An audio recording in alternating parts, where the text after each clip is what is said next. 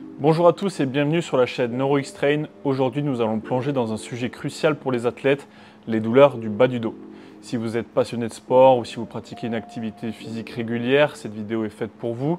Je suis Antoine Fréchaud, masseur kinésithérapeute, et dans cet épisode, nous allons explorer les douleurs lombaires chez les athlètes en examinant leur incidence, les facteurs de risque associés et les traitements envisagés. Sans plus tarder, plongeons dans le vif du sujet. Lorsque nous parlons de douleurs au bas du dos chez les athlètes, il est important de comprendre que ce problème ne touche pas seulement les athlètes professionnels, mais aussi les amateurs et les sportifs de tout niveau. Les douleurs lombaires peuvent avoir un impact significatif sur les performances sportives et la qualité de vie en général. Selon des études, environ 85 à 90% de la population mondiale fera l'expérience de problèmes au bas du dos à un moment donné de sa vie. Cependant, chez les athlètes, la situation peut être légèrement différente. Outre les facteurs de risque non modifiables tels que les antécédents médicaux et la génétique, les douleurs du bas du dos chez les athlètes sont souvent spécifiques à leur activité sportive. Imaginez les contraintes que subit un athlète. L'intensité des entraînements, la charge de travail, la fréquence des compétitions, tout cela accentué par le stress des enjeux sportifs et de la compétition. On dit de cette pathologie que son apparition est multifactorielle, c'est-à-dire qu'elle est due à plusieurs facteurs en même temps. Au niveau de la prévalence, le football, golf, tennis, weightlifting possède une prévalence de 30 à 40%. Chez les gymnastes, cette dernière s'élève à 70%. Il est également important de noter que la prévalence des maux de dos est plus élevée chez les femmes que chez les hommes. Les facteurs de risque présentant les évidences les plus solides sont une flexion ou une extension lombaire réduite et un passé médical en rapport avec des problèmes de dos. L'amplitude normale de flexion lombaire étant comprise entre 40 et 60 degrés, l'amplitude normale d'extension quant à elle se trouve entre 20 et 35 degrés. L'indice de masse corporelle, donc l'IMC, a également été évoqué comme un facteur de risque potentiel, bien que les scientifiques ne soient pas toujours d'accord sur son impact exact. Il est important de noter que les douleurs lombaires semblent toucher davantage les femmes que les hommes. Également, le rôle souvent négligé de la morphologie du pied dans les douleurs lombaires chez les athlètes a déjà été étudié et nous allons voir cela de suite. Le pied n'est pas seulement ce qui nous permet de marcher et de courir, il joue également un rôle crucial dans la stabilité corporelle et donc forcément de notre colonne vertébrale. Les arches du pied permettent d'amortir les chocs et d'agir comme tremplin de propulsion lors de la course et des sauts.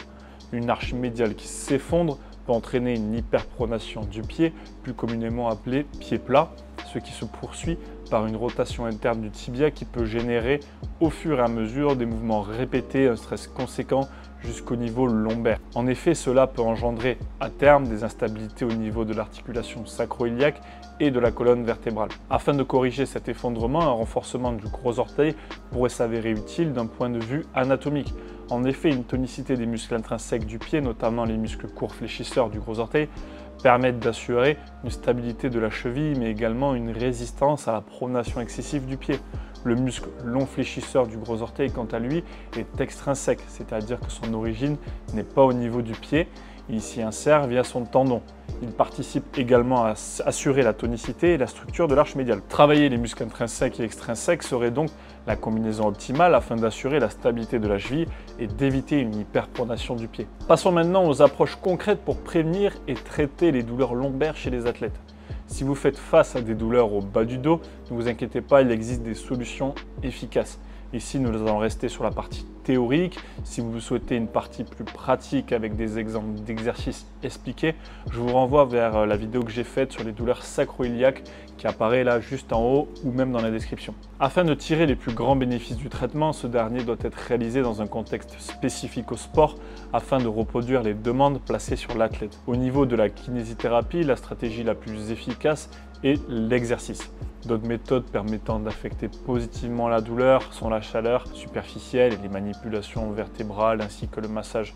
Les anti-inflammatoires non stéroïdiens et les relaxations musculaires peuvent avoir un effet positif, notamment au début du traitement, lorsqu'un athlète se doit d'être présent lors d'un événement sportif par exemple.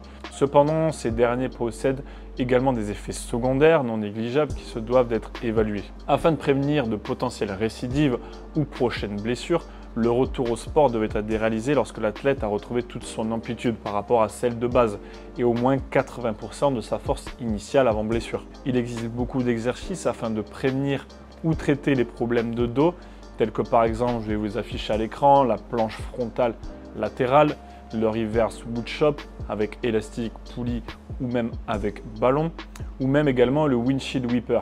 Il existe également l'oblique twist qui est un exercice travaillant le multifidus afin d'optimiser la rééducation et l'action du multifidus en comprenant sa nature. Fibre lent, muscle endurant, il faudra donc le travailler spécifiquement sous forme d'exercice de renforcement avec des contractions isométriques, répétées et longues et une flexion lombaire inférieure à 12 degrés. High et Al proposent une autre combinaison d'exercices visant à stabiliser la région lombaire de manière dynamique. Je vous le mets à l'écran, vous pouvez appuyer sur pause pour apprécier tous les exercices. Abordons maintenant les traitements spécifiques pour certaines pathologies lombaires, tout de même rares chez les athlètes élites, et la plupart des douleurs comme celles décrites précédemment étant des douleurs sans origine vraiment identifiée et sans lésions structurelles à proprement parler. Tout d'abord, il existe les fractures mineures, par exemple, elles peuvent être traitées avec du repos, des relaxants musculaires ou des ceintures d'immobilisation lombaire au début. En cas de spondylolyse et de spondylolisthésis, l'orthèse de Boston est une option de traitement initial. La kinésithérapie incluant des exercices de renforcement et d'étirement peut également être efficace. Dans certains cas, des interventions chirurgicales telles qu'une fusion postéro-lombaire ou même antérieure des corps vertébraux peuvent être nécessaires. Pour les hernies discales, l'activité précoce et le renforcement de la stabilisation pelvico-lombaire, lombo-pelvienne, sont des approches privilégiées. Le retour à l'entraînement est possible après des laminectomies et des excisions des fragments discaux avec des taux de succès élevés. Cependant, il est important de noter que les traitements chirurgicaux peuvent être envisagés uniquement si les options conservatrices échouent ou alors que le pronostic est très mauvais dès le bilan initial avec des drapeaux rouges identifiés. Il est crucial de prendre en compte les jeunes athlètes dans la discussion sur les douleurs lombaires. Les chiffres ne mentent pas. Entre 5 et 66% des jeunes athlètes souffriront de douleurs lombaires à un moment donné. Chez les jeunes athlètes de haut niveau, la prévalence peut atteindre 57% sur une année. Pour aider ces jeunes sportifs à prévenir les blessures, le programme FIFA 11 Plus for Kids est une approche intéressante. Ce programme a montré qu'il pouvait réduire l'incidence globale de blessures de 39% en renforçant la ceinture lombaire et en enseignant des techniques de mouvement appropriées dès le plus jeune âge. Nous pouvons contribuer à leur bien-être à long terme.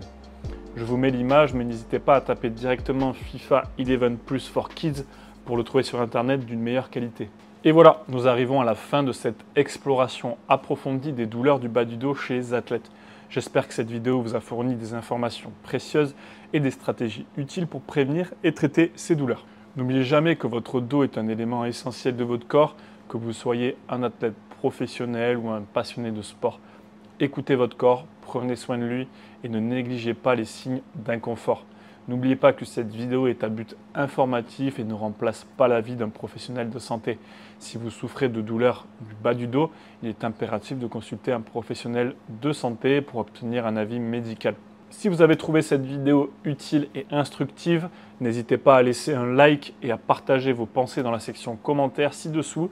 Et si vous souhaitez rester informé des dernières vidéos sur la santé et la performance dans le monde du sport, assurez-vous de vous abonner à notre chaîne et d'activer la cloche des notifications. Cela vous permettra de ne manquer aucune de nos futures explorations passionnantes. Prenez soin de vous. Ciao!